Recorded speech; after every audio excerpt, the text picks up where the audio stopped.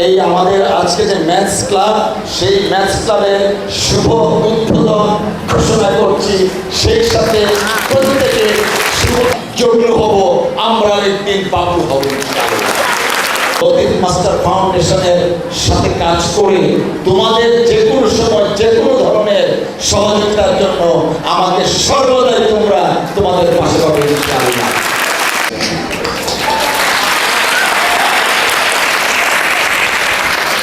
প্রিয় বন্ধুরা, আজকে এই অনুষ্ঠান তোমাদের জন্য অনুষ্ঠান। আজকের এই অনুষ্ঠান তোমাদের মেধাকে বিকশিত করার অনুষ্ঠান।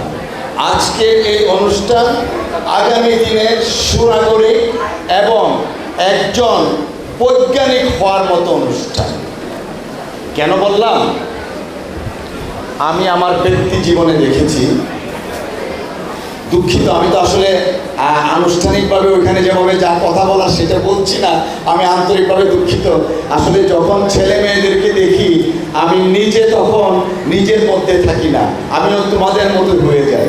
কারণ আমি তোমাদের মতোই একজনের, তোমরা যেমন একজন বাবা মা হয়তো একজন এখানে কৃষকের সন্তান এসছো, একজন হয়তো শ্রমিকের সন্তান এসছো, একজন এসছো স্কুল শিক্ষক বা শিক্ষিকার সন্তান, একজন ব্যবসায়ীর সন্তান। আমরা যারা মধ্যবিত্ত নিম্ন মধ্যবিত্ত পরিবারের লোকজন আছি, আমরাই তো সাধারণত মফস্বল শহরে বসবাস করি। কেউ মোল্লারহাট থেকে এসছো, কেউ ফকিরহাট থেকে, কেউ কচুয়া থেকে, কেউ মোংলা থেকে, বিভিন্ন জায়গায় এখানে এসেছো। এসে আমরা একত্রিত হয়েছি। কেন আমরা একত্রিত হয়েছি? আমাদের জীবনকে গড়ার জন্য। আমি অত্যন্ত গর্বের সাথে সবসময় বলি আমি একজন কৃষকের সন্তান। কেন আমি এই কথাটা বলি? আমার বাবা একজন কৃষক ছিলেন, অত্যন্ত কষ্ট করে তিনি আমাদেরকে পড়াশোনা করিয়েছেন। আজকে তোমরা মঞ্চে যে দুইজন ভাইকে দেখছো, রফিকুল ইসলাম জগলু এবং ফরিদুল ইসলাম বাবলু, তারা দুইজনেই কিন্তু একজন শিক্ষকের সন্তান।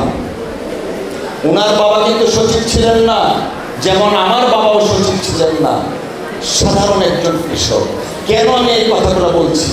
এই কথাগুলো বলছি এই কারণেই, একজন স্কুল শিক্ষকের সন্তান হয়ে নিউ ইয়র্কে অত্যন্ত প্রসিদ্ধ এবং অত্যন্ত দক্ষতার সাথে তিনি সার্টিফাইড পাবলিক অ্যাকাউন্টেন্ট, যা আমাদের দেশে চার্টার্ড অ্যাকাউন্টেন্ট হিসেবে পরিচিত, তার ফার্ম একটা আছে, নিউ ইয়র্কের বিখ্যাত ফার্ম।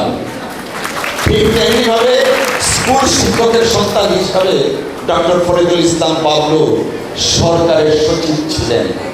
এই কথাগুলো বলার উদ্দেশ্য হচ্ছে এইটাই, তোমরা যারা এখানে আছো, তোমাদের মা বাবারা হয়তো কেউ শিক্ষক, কেউ কৃষক, কেউ ক্ষুদ্র ব্যবসায়ী। আমি দেখাচ্ছি এই কারণেই আমাদেরকে আজকে এখান থেকে প্রতিজ্ঞা করতে হবে, আমরাও একদিন ইনশাল্লাহ যোগ্য হব, আমরাও একদিন বাবু হব ইনশাল্লাহ। তোমরা যে সুযোগটা পাচ্ছ, আমরা যখন তোমরা ছিলাম, অর্থাৎ তোমাদের মতো ছোট ছিলাম, আমরা কিন্তু এই সুযোগটা পাইনি। অতএব লতিফ মাস্টার ফাউন্ডেশন যে সুযোগটা তোমাদেরকে করে দিয়েছে, তোমরা সেই সুযোগটা কাজে লাগাবে কি না? ইনশাআল্লাহ তোমরা যদি এই সুযোগটা কাজে লাগাও, একদিন হয়তো তোমরা শুধুমাত্র এই বাগেরহাটের মুখ উজ্জ্বল করবে না, সারা বাংলাদেশের মুখ উজ্জ্বল করতে পারবে ইনশাআল্লাহ।